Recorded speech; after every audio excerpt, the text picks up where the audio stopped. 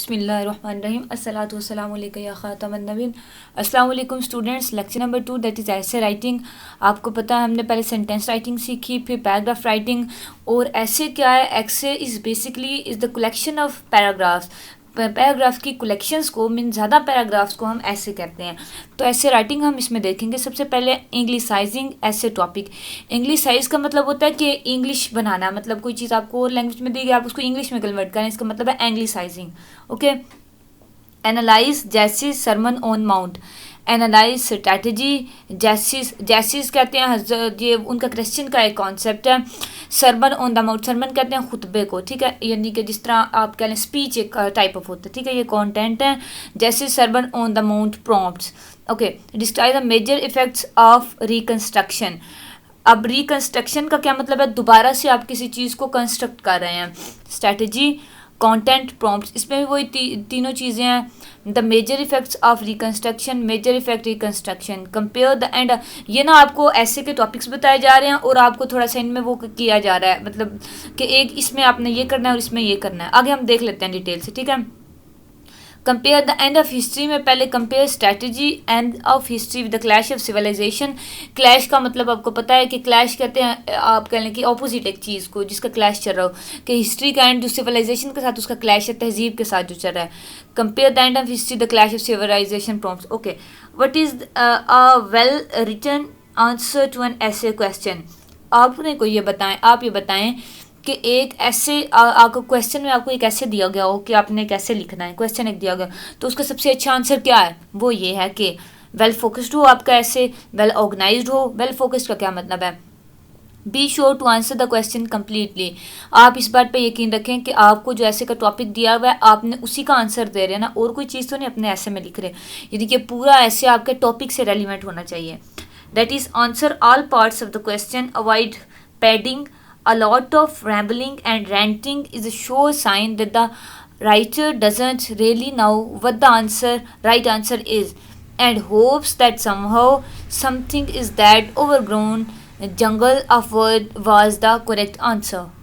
It means कि आपका जो ऐसे का टॉपिक है आपको उसके बारे में सारा टोटली नॉलेज हो और वही आप अपने ऐसे में लिखें। अगर आप कर रहे हैं कि आप कह रहे हैं कि आप इधर उधर से अल्फाज का भर के, अब पैडिंग कहते हैं कि इधर उधर से आप अल्फाज लेके ना, यानी कि आप मटेरियल कहीं से भी ला रहे हैं, आपको ये कंसर्न नहीं है कि मटेरियल रेलिवेंट है या नहीं, आप सिर्फ मटेरियल पुट करके तो वो आप कह रहे हैं कि मेरे 3-4 पेज ऐसे इसके सिर्फ बन जाए, ठीक है। पैडिंग का मतलब होता है फजूल वर्ड्स भी इसमें भरते जा रहे हैं जिनका कोई वो बनते ही नहीं है सीन, तो इससे आपने अवॉइड करना है। और रैम्बलिंग एंड रेंटिंग का मतलब होता है कि आप इररेलीवेंट वर्ड्स जो है वो पुट कर रहे हैं, ऐसी चीज़ें आप लिख रहे हैं जिनकी ज़रूरत नहीं है। अच्छा, वो कह रहे हैं ये सब कुछ करना इस चीज़ का साइन है कि आप असल में नहीं जानते कि राइट आंसर क्या है इस टॉपिक का, ठीक है। मतलब ये कि आपको ऐसे लिखना नहीं आता इस टॉपिक पे, और आप क्या करें, आप क्या लें, ओवर एक्टिंग कर रहे हैं इन सेंस कि over go jungle of words, कि आप ऐसे वर्ड्स भरते जा रहे हैं जिनसे आप समझ रहे हैं कि करेक्ट आंसर हो जाएगा, लेकिन ऐसा नहीं है।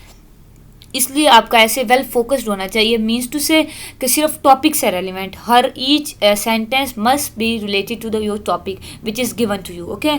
Well organise is that do not write in a haphazard think as you go manner, यानी कि इस मामले में कि जो आप सोच रहे हैं फ़ौरन से उसी पर आप अमल कर रहे हैं, नहीं, ऐसे लिखना। ऐसे कह लें कि आप एक जल्दबाज तरीके में नहीं लिखें, आप पहले सोचें, उसकी आउटलाइन बनाएं, फिर आउटलाइंस में भी आपको पता होगा कि क्या चीज़ आपने रिमूव करनी है, वो प्रूफ राइटिंग उसकी करें और फिर आप लिखें, ठीक है। ऐसे नहीं कि जो आपके माइंड में आ रहा है वही लिखते जा रहे हैं, तो ऐसे तो एक इररेलीवेंट क्लस्टर ऑफ थॉट्स आपके माइंड में आता है ना, मतलब एक क्लस्टर ऑफ थॉट आता है, ज़्यादा से सोचे तो आप सबको ऐसे पुट कर देंगे तो डेफिनेटली वो ऑर्गेनाइज तो नहीं रहेगा ना आपका topic. Do some planning and be sure that what you write has a clearly marked introduction which both states the point you're going to make and also if possible how you are going to proceed. क्या करें कि आप पहले planning बनाएं, वही बात जो मैंने आपको बताई। ऑर्गेनाइजेशन में यही है कि आपके माइंड में जो आ रहा है पहले तो आप उसको लिख लें ऐसे पेज पे, उसके बाद आप उसको ऑर्गेनाइज करें कि पहले इंट्रोडक्शन आएगा, फिर बॉडी आएगी, फिर ये आएगा, फिर ये आएगा, कंक्लूजन वाली लाइन लास्ट पे आएगी, ठीक है ना। ये आपने एक ऑर्गेनाइज बना लिया ना, यानी कि एक मुनज़्ज़म तरीके से डिसिप्लिन मैनर में आपने बना लिया। फिर उसकी प्रॉपर से आउटलाइन आप प्रिपेयर करें। आपको पता है ऐसे में आउटलाइंस बहुत इंपॉर्टेंट होती हैं, वो भी एक ऑर्गेनाइज्ड वे में, जो चीज़ पहले आती है उसको पहले, जो बाद में आती है उसको बाद में लाएं, ठीक है। इस सारे का ये मतलब है। In addition, the essay should have a clearly indicated conclusion which summarizes the material covered and emphasizes your thesis or main point. वो कह रहा है कि आपने बाकी सब कुछ लिख लिया और एडिशन ये है यानी कि मज़ीद बनाइए कि हर ऐसे का एक ऐसा कंक्लूजन होता है जो ये समराइज़ करता है कि आपने पूरे ऐसे में क्या बताया है, यानी कि कंक्लूजन इन शॉर्ट वो कह रहा है कि आपके ऐसे की समरी होती है जो आपका कंक्लूजन होता है, तो इसलिए आपने कंक्लूजन पे फोकस करना है। अच्छा, मेन बात यह कि जो आपका इंट्रोडक्शन है ना और कंक्लूजन दोनों चीज़ें बहुत ज़्यादा इंपॉर्टेंट है एक ऐसे में। कंक्लूजन तो उसने बता दिया कि समरी होती है, ये आपको बताता है कि आपने ऐसे में लिखा क्या, और जो आपका इंट्रोडक्शन है वो ये बताएगा कि आप लिखने क्या जा रहे हैं ऐसे में। ठीक है, दोनों चीज़ें आपके लिए सेम लेवल की इंपॉर्टेंट है, इसलिए आपको दोनों पे ज़्यादा फोकस करना है। Well supported, do not just assert something is true, prove it.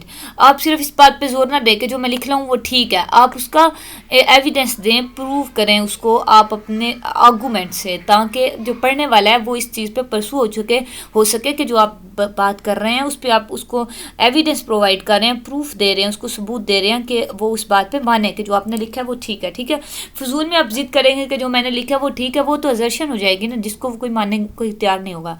What facts, figures, example, text, etc. prove your point। ठीक है, मिसालें दें, फैक्ट्स फिगर्स प्रोवाइड करें, कोई टेक्स्ट है, एक्सपेरिमेंट है, या जो चीज़ भी आपके पास है वो प्रोवाइड करें ताकि वो आपका एक्सपोर्ट हो जाए, आपके जो एजर्शन है आपके पॉइंट ऑफ व्यू के एविडेंस हो जाए। In many cases the difference between A and B as a grade is due to the effective use of supporting evidence. वो कह रहा है ए और बी, अब क्या पता ए अच्छा ग्रेड है या बी अच्छा ग्रेड है, मतलब जनरली तो ए प्लस बी प्लस ये अच्छे ग्रेड्स होते हैं ना, मतलब ऐसे भी हो सकता है ना बी अच्छा हो, मतलब ये आपकी राइटिंग पे डिपेंड करेगा कि आपने किस चीज़ को प्रेफरेंस दी और आप क्या प्रूफ करना चाह रहे हैं। तो ये कैसे करेंगे आप, सपोर्टिंग एविडेंस से, प्रूफ से आप अपनी बात को सपोर्ट करेंगे। ठीक है, well packaged people who do not use conventions of language are thought of by their readers are less competent and less educated। वो कह रहा है जो लोग एक लैंग्वेज की कन्वेंशन यानी कि यूज़ नहीं ना करते, हर चीज़ की कन्वेंशन होते हैं, कस्टम्स होते हैं हर चीज़ के, मतलब कायदो ज़ाबित होते हैं ना हर चीज़ के, इसी तरह लैंग्वेज के भी कायदो ज़ाबित हैं, ज़ाब्ते हैं। अगर आप उनको फॉलो नहीं करेंगे तो आपके रीडर ये समझेंगे कि आप less educated and less competent हैं, मतलब आपकी राइटिंग को वो प्रेफरेंस भी डेफिनेटली नहीं देंगे जब आपके बारे में उनका ये पॉइंट ऑफ व्यू बन जाएगा। तो If you need help with these or other writing skills, come to the writing lab। कह रहा है कि अगर आप ऐसी स्किल्स सीखना चाहते हैं तो राइटिंग लैब में आएँ, वहाँ आप प्रैक्टिस करें, तो तब आप ये सारी स्किल्स सीखेंगे। ठीक है, इसमें याद करने वाली कोई बात नहीं है, बस आपने समझना ही है कि आपके ऐसे में ये सारी चीज़ें होनी चाहिए। ठीक है, एक बार आपने सुन लिया तो आपको क्लियर हो गया। वेरियस स्ट्रेटजीज फॉर एसेज, अब एसेज लिखने की स्ट्रेटजी पहली है analyse, break the subject, an object, event or concept down into parts and explain the various parts। मतलब आपका अगर ऐसे है कि advantages and disadvantages of using mobile phone, तो अब आपने अपने जो टॉपिक है ना उसको ब्रेक कर लेना वेरियस पार्ट में। पहले तो मोबाइल फ़ोन है, उसके बाद उसके फ़ायदे और नुकसानात, एडवांटेजेस एंड डिसएडवांटेज। ठीक है, ब्रेक डाउन हो गया ना टॉपिक को, अब एक एक पार्ट को आप एक्सप्लेन करते जाएं और अपना ऐसे आगे फर्दर प्रोसीड करते जाएं। Okay, next is compare, that is comparison. Show how two things are similar as different, include details and examples.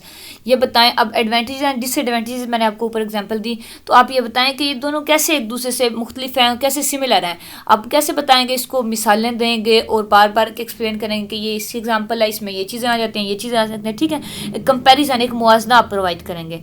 Contrast, show how two things are different, include details और example. अच्छा, ये बात आपने याद रखनी है कि कंपेरिजन में आप चीज़ की सिमिलैरिटीज़ और डिफरेंट दोनों चीज़ें प्रोवाइड करते हैं, जबकि कंट्रास्ट में आप सिर्फ उस चीज़ के डिफरेंस प्रोवाइड करते हैं, डिफरेंस देंगे। ठीक है, ये बात आपने याद रखनी है।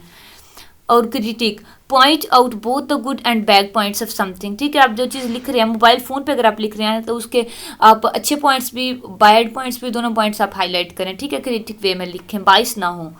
Define, give an accurate meaning of a term with enough detail to show that you really understand it। अगर कोई मुश्किल टर्म है, मैंने तो आपको मोबाइल फ़ोन की एग्जांपल दी, कोई और चीज़ पे आप लिख रहे हैं, सॉफ्टवेयर पे लिख रहे हैं, विंडोज़ पे लिख रहे हैं, लिनक्स पे लिख रहे हैं, तो आप पहले तो डिफाइन करना। आप जिस बंदे का कंप्यूटर का बैकग्राउंड नहीं, उसको क्या पता विंडोज़ क्या होते हैं या लिनक्स क्या होता है, इनमें क्या डिफरेंस है, इसलिए आप अपने टर्म्स को वहाँ डिफाइन करें ताकि उनको क्लियर हो जाए। डिस्क्राइब, डिस्क्राइब का मतलब होता है बयान करना। Write about the subject so the reader can easily visualise it, tell how it looks और happened including how, who, where, Y.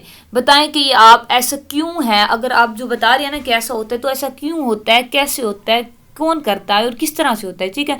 Who, ये डब्ल्यू क्वेश्चन होते हैं, हु, वेयर, वाई, हुज, हुम, इन सब का आपने खुद से जवाब देना है, ठीक है।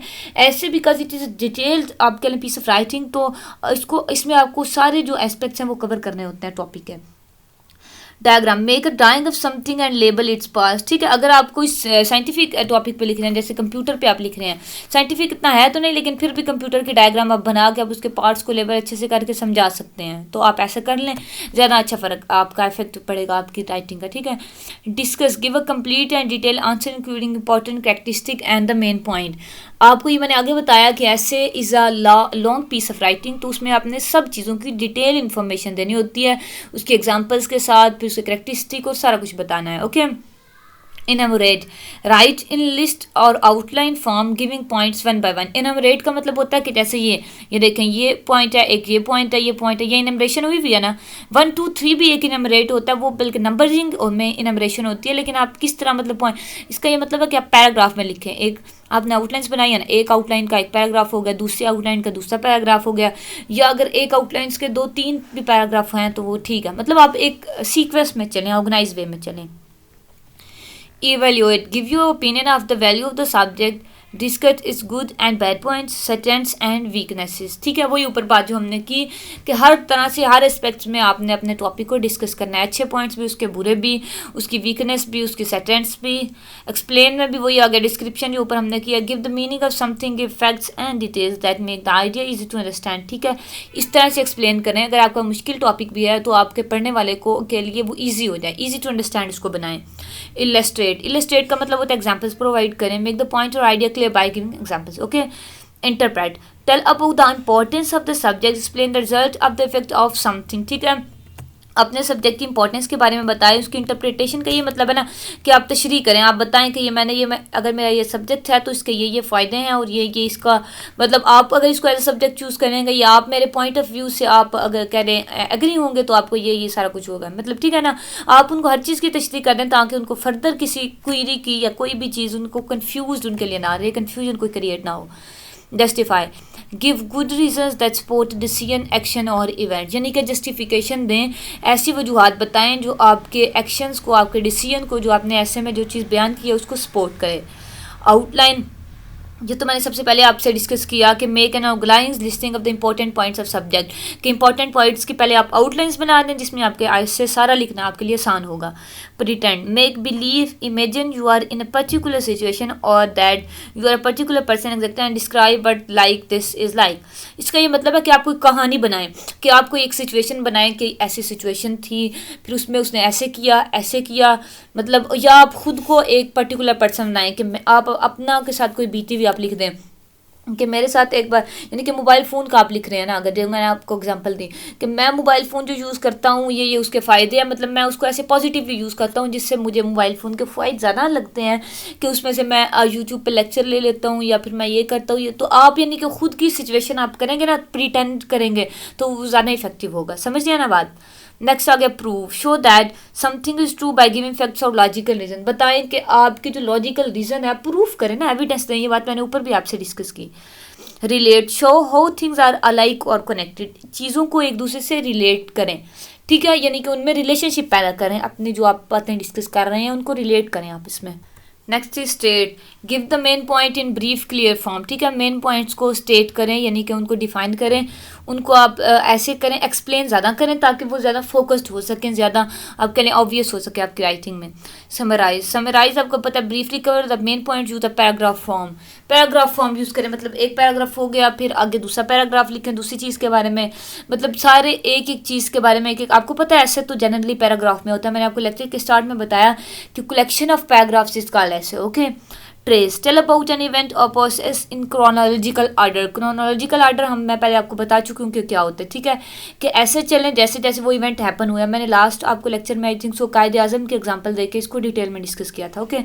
Prompts, Prompts are the key words of the essay statement or call them terms of question। वो कह रहा है कि prompts क्या होते हैं, ऐसे की स्टेटमेंट के की वर्ड्स होते हैं। की वर्ड्स ये आपको ये बताते हैं कि आप इसमें क्या स्टेट करने जा रहे हैं, यानी कि टर्म्स ऑफ क्वेश्चन आपको स्टेट करते हैं। वैसे जो प्रॉम्प्ट है इसका मतलब ये होता है कि आप किसी चीज़ पे आमादा हो रहे हैं, किसी चीज़ पे आप कहने एग्री हो रहे हैं, ठीक है ना। तो ये ऐसी स्टेटमेंट्स होते हैं जो आपको ये बताते हैं कि ये टर्म्स ऑफ क्वेश्चन है और आपने इनको की वर्ड्स को ऐसे आपने रिस्पॉन्स किया है। The body of the whole essay revolve around these terms, ठीक है ना। समझ जाए ना कि ऐसे आप जैसे मैंने आपको ऊपर मोबाइल फ़ोन के एडवांटेजेस एंड डिसएडवांटेजेस का टॉपिक दिया है, तो वो कह रहा है कि ये आपके की वर्ड्स हैं, एडवांटेजेस, डिसएडवांटेजेस एंड थर्ड की वजह मोबाइल फ़ोन, ठीक है। ये तीन आपके प्रॉम्प्ट्स होंगे, तीनों की वर्ड्स होंगे, तो आपके ऐसे की जो सारी की सारी बॉडी है वो रिवॉल्व करेगी इन टर्म्स के अराउंड, ठीक है। इन तीन टर्म्स के अराउंड रिवॉल्व करेगी होल ऐसे की बॉडी। समझ रहे हैं बात को। They are the points you are to cover while writing an any essay, ठीक है। ये वो पॉइंट हैं जो आप ऐसे को लिखते हुए कवर करेंगे कि क्या अगर आप एडवांटेज एंड डिसएडवांटेजेस पे लिख रहे हो तो डेफिनेटली ये पॉइंट आप अपने ऐसे को लिखते हुए कवर करेंगे ना। एन ऐसे with any of the prompts missed will be considered an incomplete one, ठीक है। कि ऐसे जिसके प्रॉम्प्ट मिस है, आपको पता ही नहीं है कि आपके मेन पॉइंट्स क्या, आपने ऐसे को लिखना किसके बारे में है, तो वो क्या होगा, डेफिनेटली इनकम्प्लीट वन होगा। Therefore, make sure that you have analyzed the topic statement before you start writing। Topic statement को हम बहुत डिटेल से पीछे डिस्कस करके आए हैं, जिसको हम टॉपिक सेंटेंस कहते हैं, ठीक है। इसीलिए वो कह रहा है कि कुछ भी लिखने से पहले आप अपने टॉपिक सेंटेंस में स्टेटमेंट के बारे में, टॉपिक सेंटेंस के बारे में श्योर हो जाएं। High impact language, high impact words, impact कहते हैं असर को, ठीक है। High impact words, high impact sentences, high impact appearance. अब पहले हाई इम्पैक्ट लैंग्वेज में वर्ड्स, हाई इम्पैक्ट वर्ड्स, इसको हम डिस्कस करने लगे हैं। देखें, use Anglo Saxon, Latinate, Anglo Saxon, pursuant, after, ascertain, find out, cognizant, now, objective, goal, advice, tell. इसका ये मतलब है कि जैसे मैं आपको ऐसे आसान एग्जांपल लेके समझाती हूँ कि आपको पता है अमेरिकन इंग्लिश और ब्रिटिश इंग्लिश, उनमें दोनों में डिफरेंस है। मतलब फॉर एग्जांपल कलर के स्पेलिंग है ना, COLOR अमेरिकन इंग्लिश में, और ब्रिटिश में भी हूँ COLOUR, थोड़ा डिफरेंस है ना स्पेलिंग्स में, और भी काफ़ी डिफरेंसेस हैं ऐसे छोटे मोटे। ऐसे ही एंग्लो सेक्सन और लैटिनेट में, लैटिनेट आपको नाम से पता चल रहा है कि लातीनी इसका, यानी कि लैटिनेट कहते हैं जो लातीनी हो, मतलब ये जो लेटर में ज़्यादा टर्म यूज़ होती हैं उसको कहते हैं हम लैटिनेट, ठीक है।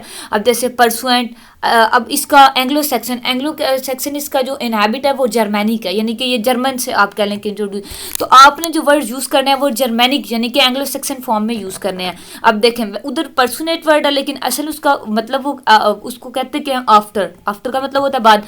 आपने देखा होगा तो आपकी इंग्लिश में ये आफ्टर ही वर्ड यूज़ होता है, ये तो वर्ड आपने मैं भी पहली बार देखा हो, इसका मतलब भी वही है जो आफ्टर का मतलब है, लेकिन आप कह लें वो लैटिनेट है और ये एंग्लो सेक्शन है।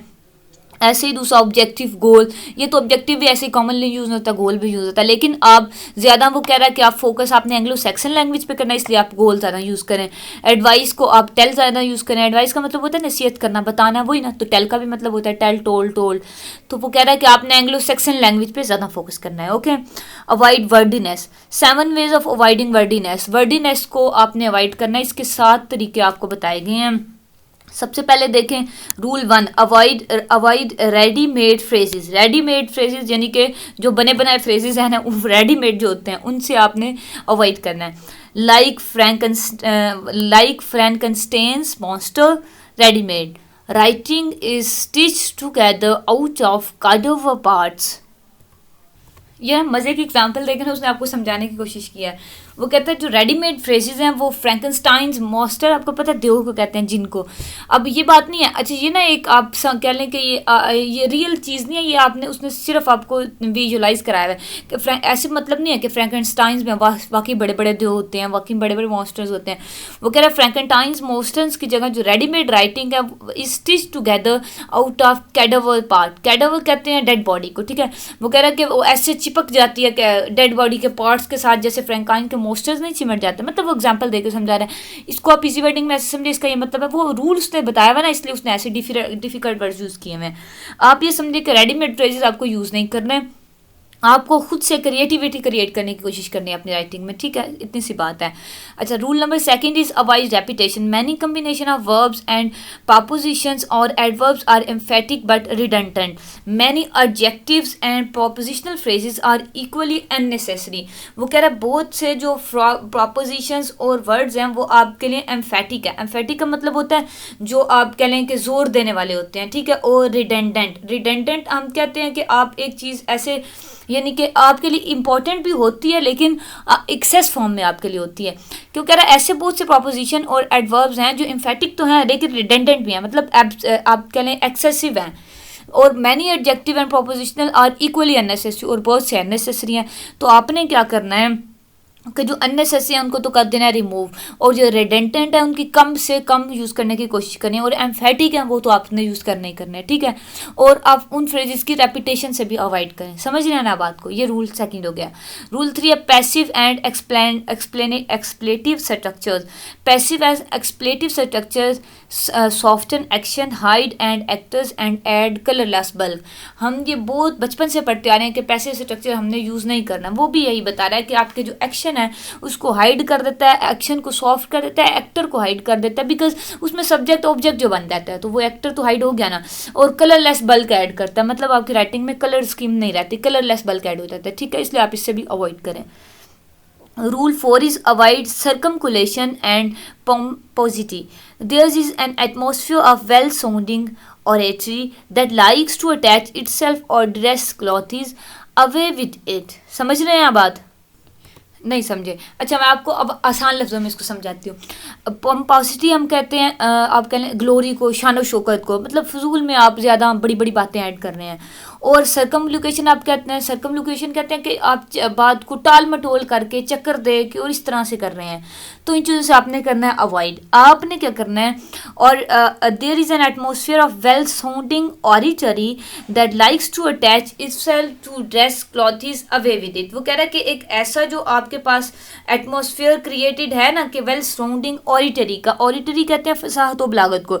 अच्छा, आपने बाजू का देखा होगा कि जो राइटिंग्स होती है ना, कुछ उर्दू में ऐसा होता है कि बड़ा बड़ा करके जी, अब ऐसे मैं आपको एग्जांपल दे दूं, जैसे आप बादशाह सलामत के लिए करते हैं कि जी जनाब आला बादशाह सलामत, और ऐसे ऐसे वो अब मुझे तो आते नहीं कई अलकाबात, मतलब आप कह रहे हैं अपनी सेंस में आप उसको फसाहत और बलागत दे रहे होते हैं अपनी राइटिंग को, मतलब बड़ी बड़ी करके बातें, आप समझ रहे हैं ना मेरे पॉइंट को, कर रहे होते हैं। तो ऐसी जो चीज़ें वो कह रहा है कि वो ऐसा एक वेल साउंडिंग एटमॉस्फेयर क्रिएट करते हैं ना, itself to desk clothes away with it.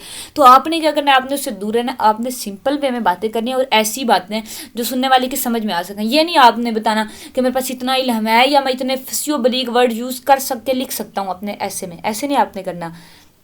आपने बल्कि उसको अपने मुमकिन हद तक सिंपल, इजी और एबल टू अंडरस्टैंड करना है, ठीक है।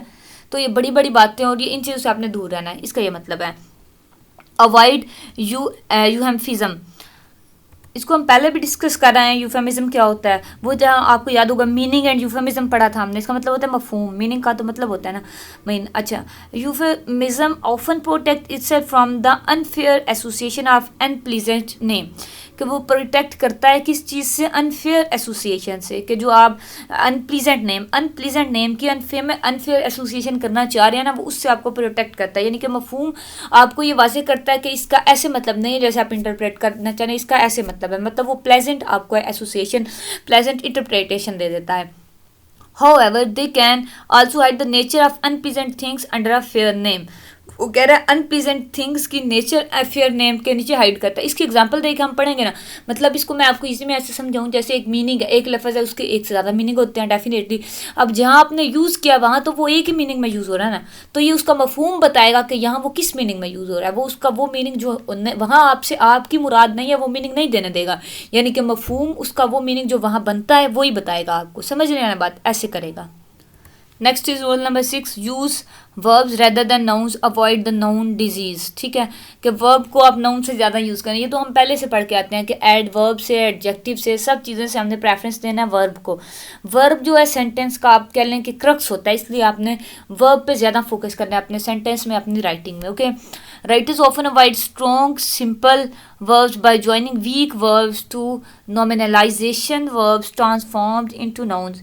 कह रहा है कि राइटर जो हैं ऑफन अवॉइड करते हैं किस चीज़ से, स्ट्रॉन्ग सिंपल वर्ब से अवॉइड करते हैं, और करते क्या, by joining weak verbs to nominalisation. जो नॉमिनलाइजेशन है यानी कि जो उन्होंने नाउन्स यूज़ किए हैं उनके साथ वीक वर्ब्स यूज़ कर देते हैं, और वर्ब्स ट्रांसफॉर्म्ड इनटू नाउन, और वर्ब को नाउन में ट्रांसफॉर्म, यानी कि होता तो वो वर्ब है लेकिन वहाँ वो नाउन का मीनिंग दे रहा होता है, इसको हम कहते हैं नॉमिनलाइजेशन। ओके, इस तरह आप कर सकते हैं, लेकिन ज़्यादा आप कोशिश करें कि वर्ब ही यूज़ करें। नाउन से, जहाँ वर्ब से आपका काम चलता है वहाँ आप नाउन पे वर्ब को प्रेफरेंस दें। अच्छा, rule number 7 that is lost is shorten modifiers. Modifiers आपको पता है क्या होते हैं, simple modifiers can usually replace relative classes, यानी कि रिलेटिव क्लासेस, कम्प्लेक्स या कंपाउंड जहाँ क्लासेस यूज़ हो रही हैं, आप वहाँ सिंपल मॉडिफायर्स अगर यूज़ हो सकते हैं तो आप उनको सिंपल करें ना, आप क्यों उसको कंपाउंड कम्प्लेक्स में लेके जा रहे हैं। ठीक है, मतलब फजूल में आपने अपने सेंटेंस को मुश्किल या कम्प्लेक्स या ऐसी बड़ी बड़ी बातें प्रॉम्प्टनेस या ऊपर जो हमने चीज़ें पढ़ी वो नहीं करनी, आप ईजी बनाने की कोशिश करें अपनी तरफ से। Second, high compact language structure, simple, compound and complex, ये तीनों फॉर्म्स होती हैं उसकी। आपको पता है सेंटेंस की 3 टाइप्स है ना, सिंपल, कम्प्लेक्स एंड कंपाउंड, ये तीनों। Put subject first, use active voice, simple, compound and complex. I run the meeting, simple sentence और मैक्सिमम इफेक्ट। वो कहता है आई रन द मीटिंग, यानी कि मैं मीटिंग की तरफ गया। अच्छा, अब इसको कंपाउंड में देखें कैसे करा है। I run the meeting and I wrote the minutes, compound sentence to lowers message impact. अच्छा, माइन्यूट्स द मीटिंग में एक डॉक्यूमेंट होता है उसको आप माइन्यूट कहते हैं। वो कहता है मैं मीटिंग में गया भाग और वहाँ जाके मैंने माइन्यूट लिखा। अच्छा, after I read the contract I sent it to headquarters, वो कहता है कॉन्ट्रैक्ट पढ़ने के बाद मैंने उसको हेड क्वार्टर में भेज दिया। अब देखें ये सिंपल सेंटेंस है, मैक्सिमम इम्पैक्ट है इसका। बात इतनी सी है कि मैं मीटिंग में गया, भाग के गया, या जैसे भी मीटिंग की तरफ भागा, मीटिंग गया, बात ख़त्म। अब जो कंपाउंड सेंटेंस है टू लोअर मैसेज इम्पैक्ट, वो मैसेज का इम्पैक्ट, अब ये एक तो वो कह रहा है मीटिंग में गया, दूसरा वो कह रहा है मैंने माइन्यूट लिखा। अब वो इतना जहाँ इसका यहाँ मीटिंग में जाने का जितना ज़्यादा ऑब्वियस हो रहा है वो यहाँ नहीं हो रहा, क्योंकि यहाँ माइन्यूट लिखा भी और मीटिंग में जाना भी दो बातें हो गई, मतलब आपका मैसेज का जो इम्पैक्ट है वो लोअर कर रहा है। समझ रहे हैं ना बात। अच्छा, थर्ड में वो बात कर रहा है कि मैंने कॉन्ट्रैक्ट लिखा और फिर मैं इसको कॉन्ट्रैक्ट को रीड आउट किया, पढ़ा, और फिर मैं इसको हेड क्वार्टर में भेज दिया। यहाँ कह रहा है कि use a combination of complex and simple sentence for variety and high impact. तो अगर आपको सिंपल सेंटेंस से आपका काम नहीं बनता, आपको यूज़ करना पड़ गया आप कंपाउंड या कम्प्लेक्स सेंटेंस, तो आप करें क्या कि आप वेराइटी ऑफ इम्पैक्ट के लिए यानी कि अच्छे असर के लिए आप उसकी मिक्सचर यूज़ कर लें, कम्बिनेशन यूज़ कर लें कम्प्लेक्स एंड सिंपल सेंटेंस का। ठीक है, सिर्फ कम्प्लेक्स ना करें सेंटेंस को, ये भी डिफिकल्ट हो रहेगा, और सिर्फ सिंपल से तो काम आपका चल नहीं रहेगा, तो आप मिक्सचर यूज़ कर लें। ठीक है, ताकि आपका काम भी हो जाए और समझ भी आ जाए। ठीक है, put subject first, assistance is designing a system tailored to a customer's need provides. The attached checklist provides assistance in designing a system tailored to a customer needs. ये दो सेंटेंस देखे आपने। As you consider the discussion topics, the subject matter I am to address and the divergent interest of the group. दूसरा देखें, I am concerned that my remark may not be on target as I consider the discussion topics, the subject matter I am to address and the divergent interest in the group. आपको difference कोई नहीं समझ आया, मैं आपको समझाती हूँ। उसने रूल क्या दिया, put the subject first. Subject जो है काम करने वाला है, आपका डूअर है, फाइल है, उसको आपने पहले नंबर पे लाना है, ये उसने आपको रूल दिया है। अब पहला सेंटेंस देखें, assistant in designing a system tailor to a customers needs provide. ये पैसिव सेंटेंस बन रहा है ना कि असिस्टेंस डिज़ाइनिंग में जो असिस्टेंस है, मदद जो होती है, वो क्या प्रोवाइड करता है, वो टेलर को कस्टमर्स की नीड के मुताबिक प्रोवाइड करता है, और बला बला के जो भी था इसका सेंटेंस। अच्छा, दूसरे को देखें, the attached checklist provide assistance. अब जो अटैच चेकलिस्ट है ना, ये हमारे पास है सब्जेक्ट। समझ रहे हैं कि अटैच चेकलिस्ट जो है वो असिस्टेंस प्रोवाइड करती है सिस्टम को डिज़ाइन करने में। टेलर जो सिस्टम को डिज़ाइन करने में उसकी जो अटैच चेकलिस्ट है उसकी मदद करती है, वो कस्टमर्स की नीड के मुताबिक जिसको यूज़ करता है।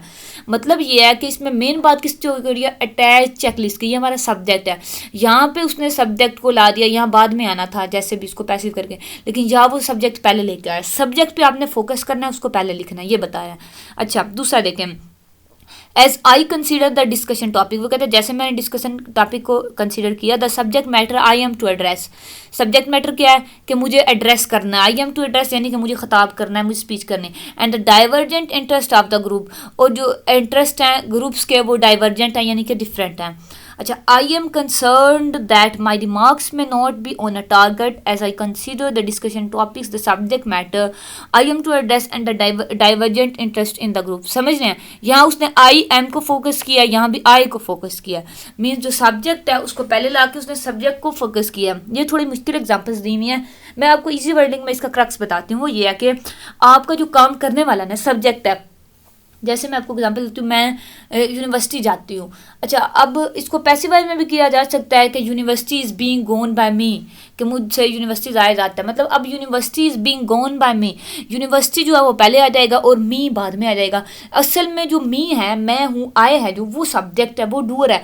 तो वो कह रहा है I am going to university. अब वो कह रहा है ऐसे करें आप कि आप एक्टिव में रखें, वो आगे भी ऊपर भी बताया, वो नीचे भी है कि एक्टिव वाइज यूज़ करें, लेकिन वो कह रहा है सब्जेक्ट को पहले नंबर पे लाएं, ठीक है, सब्जेक्ट पे फोकस करें, सिर्फ ये बात है इसमें।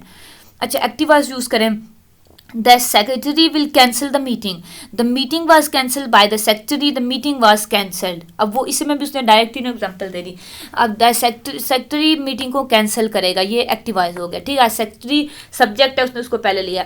अब meeting was cancelled by the secretary, ये पैसिवाइज है। अब द मीटिंग वाज कैंसल्ड, ये भी पैसिवाइज है। अब वो कह रहा है passive can hide the true subject, तो डेफिनेटली आप देखें ना यहाँ मीटिंग वाज कैंसल्ड। अब पढ़ने वाला तो इसी बात पे जोर देगा ना कि मीटिंग कैंसिल हो गया, बाय द सेक्रेटरी भी आगे लिखा हुआ, हो सकता है कोई जल्दी में उसको ना देखे, मतलब वो सब्जेक्ट जो है उसको हाइड, वो तो हाइड हो गया ना। अब मीटिंग वाज कैंसल्ड, इसमें तो सब्जेक्ट है ही नहीं, इसीलिए वो कह रहा है कि जो पैसिव है सब्जेक्ट को हाइड कर देता है, उस पर वो फोकस नहीं करता जो एक्टिव करता है, तो इसलिए आप एक्टिव यूज़ करें और सब्जेक्ट को आपको फर्स्ट पे पुट करना है, वो आप तभी करेंगे जब आप एक्टिवाइज यूज़ करेंगे, ठीक है बच्चों। अब बाकी हम अगली वीडियो में डिस्कस करेंगे। अपना बहुत सारा ख्याल रखिएगा। अल्लाह हाफिज़।